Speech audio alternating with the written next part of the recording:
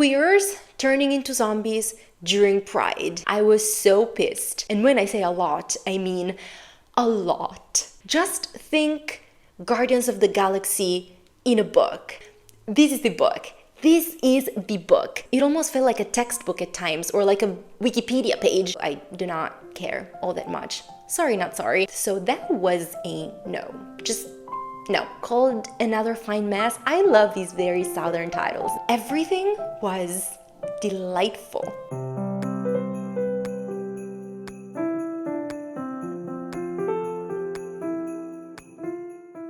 Hello my lovely readers and queers, welcome back to my channel for another 12 Days of Booksmas video. My name is Franny and today I would love to share with you all the books that came out in 2024 that I read in 2024. A couple of videos ago I talked to you about the 2024 new releases that I hadn't gotten around to, but I plan on at some point in the future. So it only seems fair that I also do a video in which I very quickly go through all the books that I did read in 2024 that indeed came out in 2024. And I say very quickly because there's 27 books that I have to mention in this video, and I've talked about all of them. I've mentioned them at some point previously on this channel in my monthly wrap-ups, in video recommendations, so if you want to hear more about them, you will find all the links to all the related videos in the description down below for your clicking convenience. And I'm gonna go through all these 27 books in the order in which I read them, not according to when they were released. So I will just tell you the title, the author, if I liked it or not, the rating,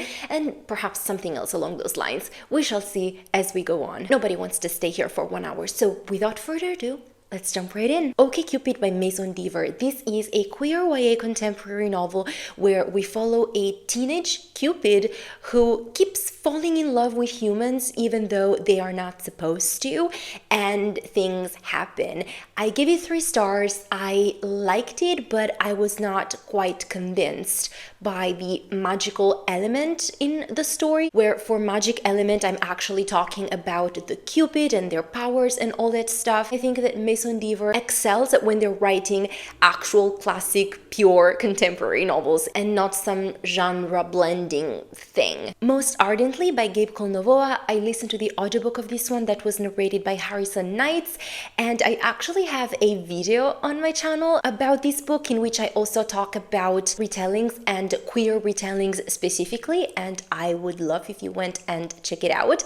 It was okay. It was not my favorite. I think personally it stuck too close to the Pride and Prejudice original material, and that was not quite what I wanted or what I want from a retelling, but I did enjoy it and I gave it 3 stars. Not in the Plan and In Walked Trouble by Dana Hawkins. Both these 2 books came out in 2024 and I read them basically as soon as they came out. I listened to the audiobooks, both narrated by Ellis Roth, and I adored Ellis Roth. This is one of my 2024 author discoveries. I loved these books so much. They were so much fun. They are great sapphic romance books and they are so underrated, and I do not understand why at all. The first one is definitely my favorite, but we have a third one, So Not My Type, coming out in January of 2025.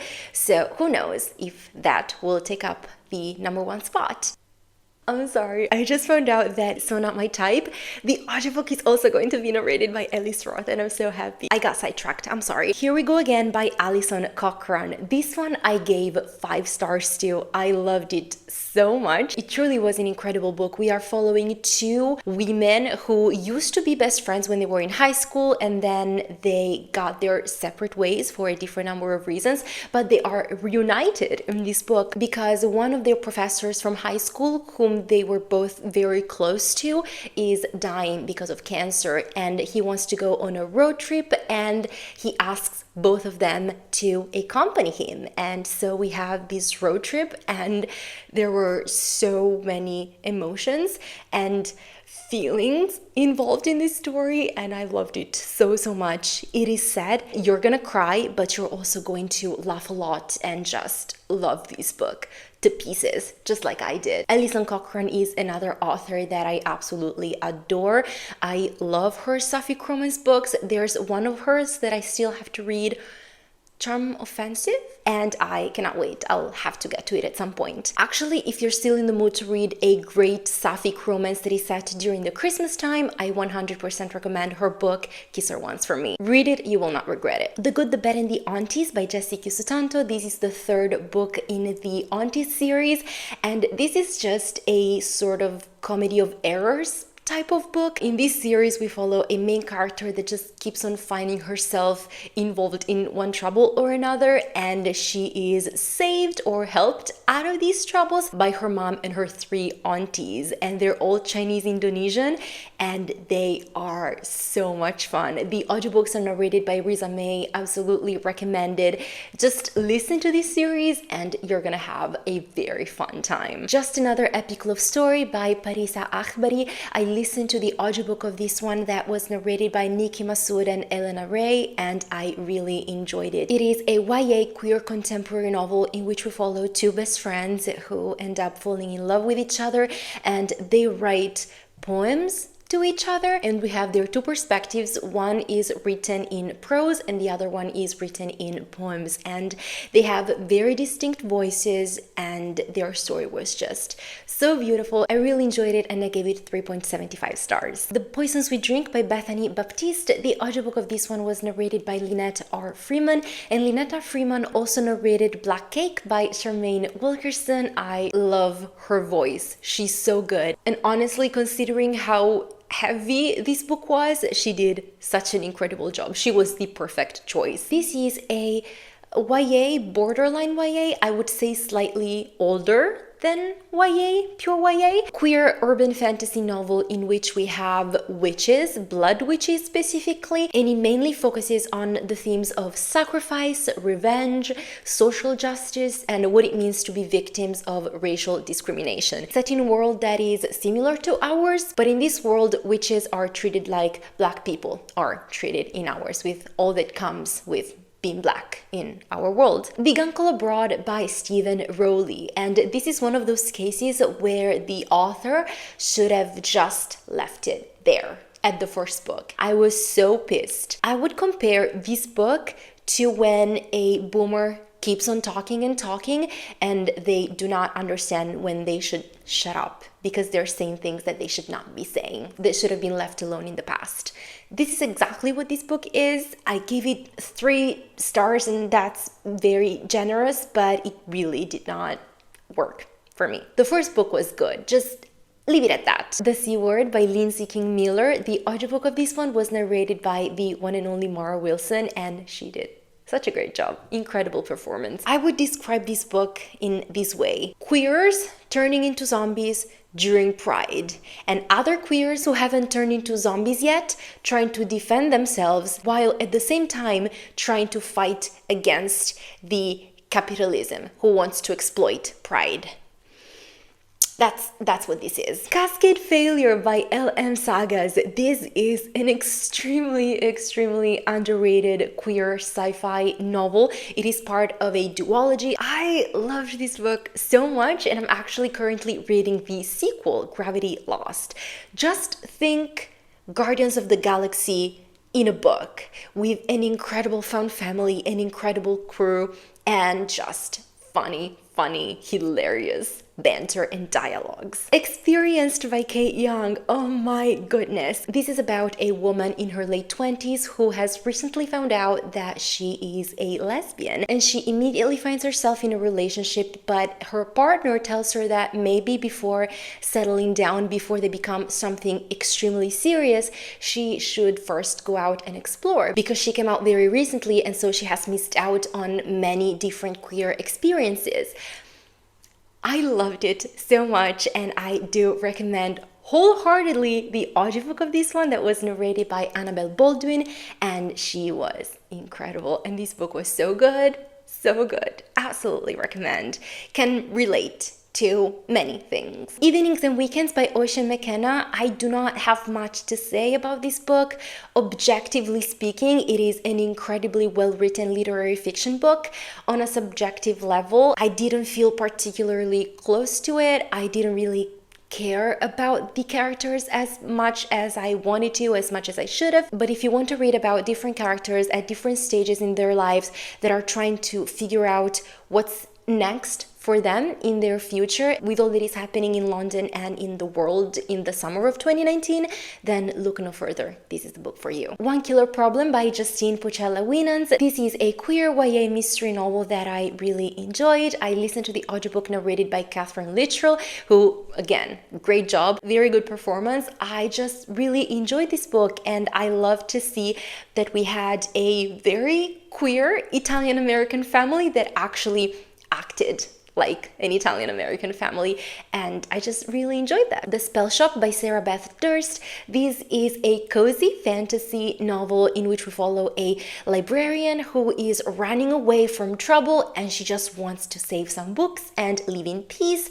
and alone from people because she's incredibly introverted and asocial and she doesn't like other people. I really enjoyed this one. The audiobook was narrated by Caitlin Davies, and there's another book in this world that revolves around a character that is mentioned in The Spell Shop that is coming out next year, and it's called The Enchanted Greenhouse, if I'm not mistaken, and I will definitely be reading it when it comes out. Queen Bee by Juno Dawson. This is a prequel in Her Majesty's Royal Coven series that I didn't particularly care for all that much. I am really looking forward to the third book in this series that is coming out in 2025, Human Rights. I just don't know. I mean, this prequel gives some insights into how the Majesty's Royal Coven was initially formed way back when, at the time of Anne Boleyn, but it doesn't really add that much to the series. I do not know if it was needed, and we are with a bunch of new characters for a very short amount of time, so I didn't really care for them. They were just there doing their things, and yes, I was following along, but I didn't feel particularly involved. So it was okay.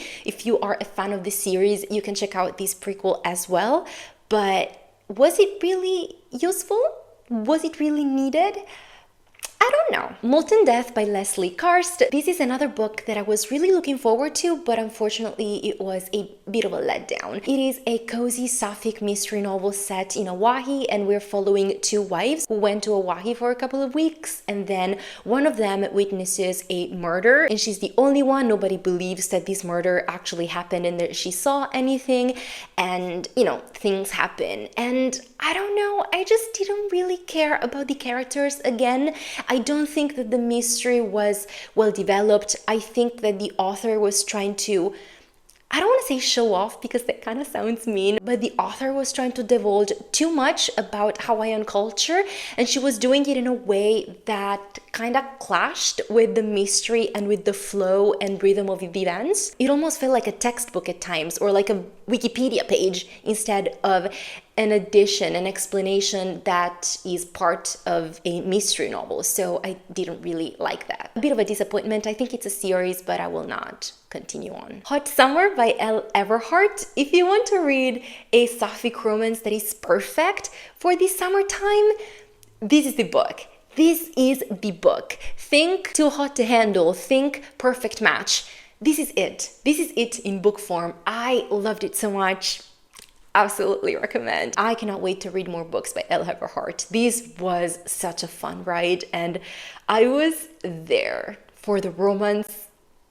My goodness. Ready or Not by Andy Porretta. This is a queer YA graphic novel about a bunch of teens during their last summer before they go away to college. It was a beautifully illustrated graphic novel. It did what it was supposed to. It captured, the feelings and dynamics and emotions that you're going through in that time before you're going away for college or university or whatever, and I just really enjoyed it. The Wedding People by Alison Esfak. This was narrated by Helen Laser, who again, she did such an incredible job. And this book is about a woman in her mid-40s, if I'm not mistaken, who is depressed, and she decides to go away for the weekend to a hotel where she's going to commit suicide. But when she gets there, she finds out that the hotel is hosting a wedding, and she becomes kind of friends with the bride, and that messes up her suicide plans, if that makes sense. This book is not as dark as you might think. It was so beautifully written. It's like a stream of consciousness. You just hear this woman narrating, and it's like listening to a friend telling you things, and it was so good. I loved it so much. The pacing was fantastic, and I absolutely recommend it. The Night Guest by an Icelandic author whose name I do not want to butcher because I've already done it in my full wrap-up, so that was enough. Also because I didn't really like this novella, so I do not care all that much. Sorry, not sorry. It was supposed to be a horror novella, but I was just very confused, and there was nothing really horror-ish about it. It was just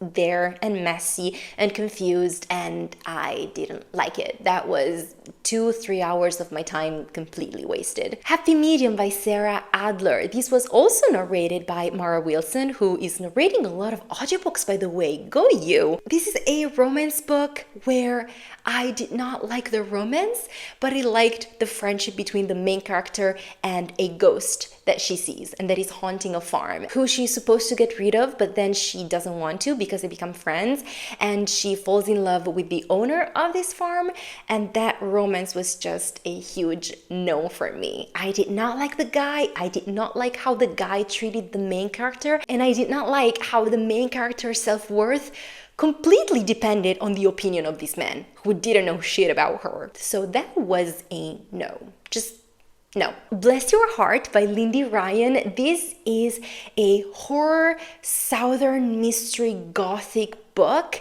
that features vampires and 4 generations of women in the same family, from the great-grandmother to the teenage daughter, who own a funeral parlor, and they are trying to keep the dead from rising again.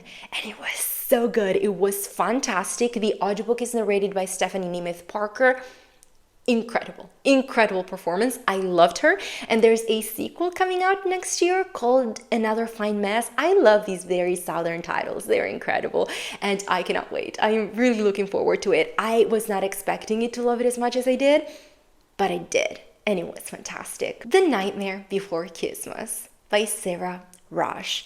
I have talked a lot about this book in my previous 12 Days of Booksmas videos. And when I say a lot, I mean a lot. I'm just gonna say that this is a new adult queer romance in which the Prince of Christmas falls in love with the Prince of Halloween. And the tension, the yearning, the pining, the flirting, the banter, everything was delightful. And I recommend the audiobook narrated by Ellis Evans with all my heart. This is a perfect time to listen to this book, so please do so.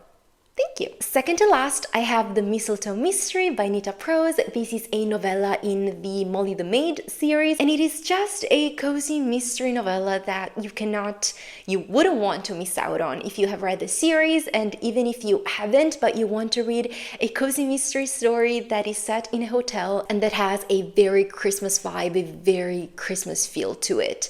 I absolutely adored it. I plan on rereading it again another Christmas for sure. It was just lovely and cute and sweet and short and perfect. And the last book that I have to mention in this video is actually a book that I'm currently listening to at the time of filming this, and it is Under the Mistletoe with You by Lizzie Huxley Jones. This is a queer romance set during the Christmas time, and I actually just re-listened to the first book in this companion novel series that is called Make Your Mind This Christmas, which is a sapphic queer romance set during the Christmas time, and I did not remember it to be as good as it was. I loved it so much, and I am just so excited to keep listening to this book. These are for sure books that I think are too underrated and that I highly recommend if you're in the mood for a queer, very well done romance set during the Christmas time. And this is it for this video. Thank you so much for watching it. Please let me know in the comments down below if you have read any of these books and whether you liked them or not. And please let me know what were your favorite books that you read in 2024 and that came out in 2024. What new releases from 2024 should I try and read in 2025? Please let me know in the comments down below because I would love to know and I would love to talk to you about it. Thank you again so much for watching. I will see you very soon in my next 12 Days of Booksmas video. Until then, take care and keep reading queer books. Warm hugs. Bye.